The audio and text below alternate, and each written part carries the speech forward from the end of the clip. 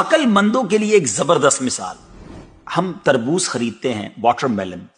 مثال کے طور پہ 5 کلو کا ایک تربوز ہم نے خریدا، اور جب اسے کھانے لگتے ہیں تو پہلے اس کا چھلکا اتارتے ہیں نا.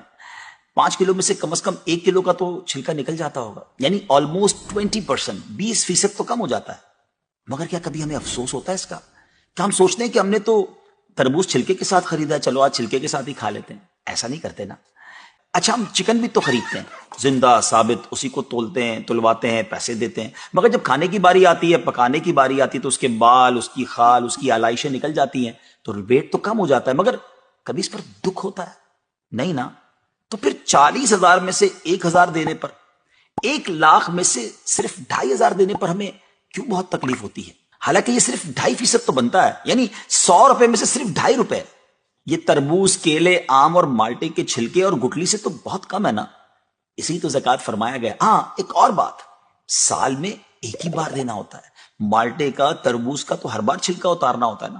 یہ 100 روپے میں سے 2.5 روپے یا 1,00,000 میں سے 2,500 روپے سال میں ایک ہی بار دینا ہوتا ہے، اور اسی کو زکوٰۃ کہا گیا. کیا برکت والا کام ہے یہ. مال بھی پاک، ایمان بھی پاک، دل اور جسم بھی پاک، اور معاشرہ بھی خوشحال. اتنی معمولی رقم، یعنی 40 روپے میں سے صرف 1 روپے، اور فائدے کتنے زیادہ، اجر کتنا زیادہ، برکت کتنی زیادہ. تو اب اپنی زکوٰۃ ہم عقل مندوں کے لیے ایک زبردست